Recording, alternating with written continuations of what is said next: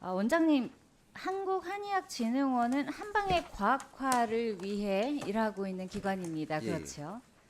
과학 실증의 기본은 재현성과 반복성이다. 동의하십니까? 예. 법률상 지금 한약 제재는 한약을 한방 원리에 따라 제조한 것, 즉 제조된 의약품으로 되어 있습니다. 그렇죠? 예. 그럼 조제 한약은 한약 제재에 포함이 됩니까? 표준화된 것이 아니라 한 의사가 처방에 따라 모두 다르게 처방하는 조제 한약은 한약 제재에 해당이 됩니까? 이건 행위로 분류가 되어 있습니다. 예. 그래서 이건 조제는 행위로 보기 때문에 포함되지 않고 그렇기 때문에 약침도 제품이 아니라 행위로 분류가 되고 있죠. 예. 그럼 두 번째 질문은 의료기관 혹은 의료기관의 부속기관은 기업입니까? 법적으로 의료기관은 영리기관이 아니기 때문에 기업이라고 분류하지는 않죠. 네. 지금 파워포인트 보시면 한국한의학진흥원에서 2021년부터는 한의학 산업 선진화 지원 사업 그리고 2014년부터는 전주기 지원체계 구축 사업이라는 것을 시행하고 계시는데요. 예. 여기 개요를 보시면 한의학 기업의 전주기 지원을 통해 지속가능한 성장 기반을 조성 그리고 제품화를 촉진한다 이렇게 되어 있습니다. 그러면 한방이 과학적으로 입증이 되도록 그래서 범용 상품성이 획득되도록 하는 것이 목표입니다. 예. 그렇죠?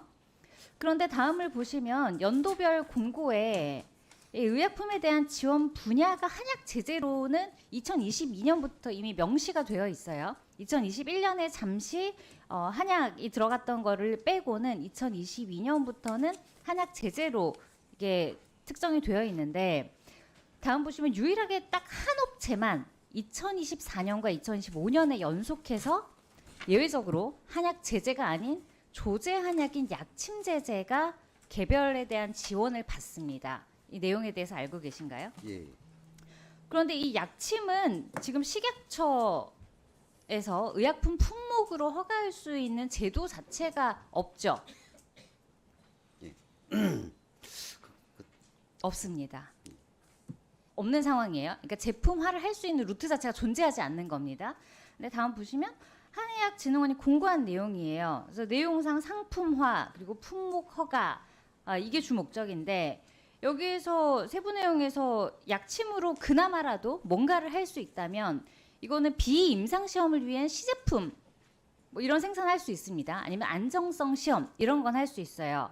그런데 이때도 연구자 임상 정도만 가능하지 제품화를 할 수는 없는 거예요. 품목 허가를 받을 수 있는 이런 루트 자체가 존재하지 않거든요. 그러니까 당연히 품목 인허가는 불가능하고 그렇다면 제품 개발이라는 것도 앞뒤가 맞지 않는 상황이 되는 거거든요.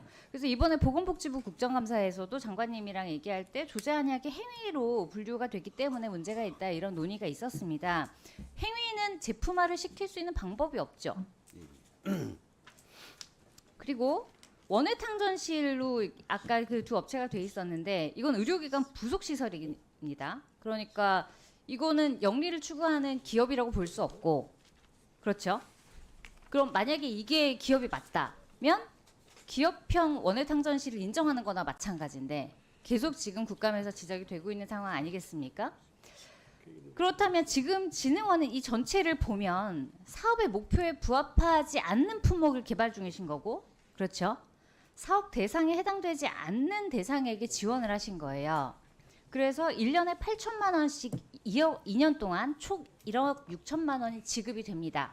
1억 6천이 굉장히 큰 돈인데 사실 그렇게 제가 국감에서까지 지적할 만한 큰 돈이 아닐 수는 있어요. 그런데 이 얘기를 왜 하냐면 이 원외탕전실이 바로 그 말도 많고 탈도 많은 자생한방병원인 겁니다.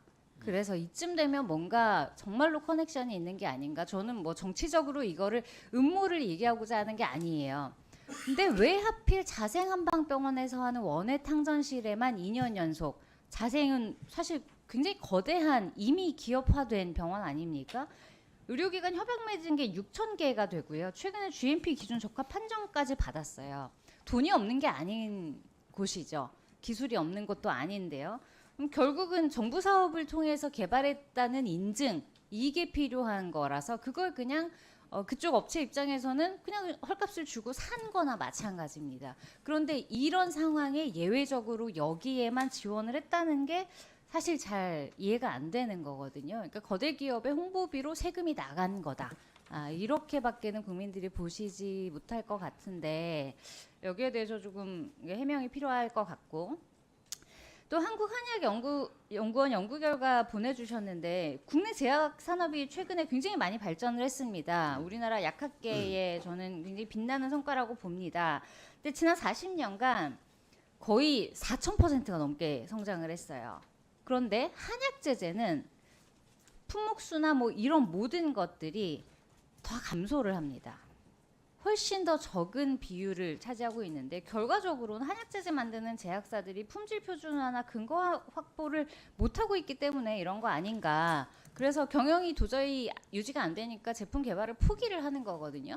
그러면 이때까지 한의학진흥원은 과연 어떤 사업을 과학화를 하기 위해서 하고 있었고 어떤 성과를 냈나 하는 의문이 좀 드는데 그래서 저희가 한의학진흥원에 문의를 했습니다. 그래서 지금까지 다른 나라에서 그럼 허가받은 게 뭐가 있냐고 했더니 주신 자료가 우리나라에서는 의약품이에요.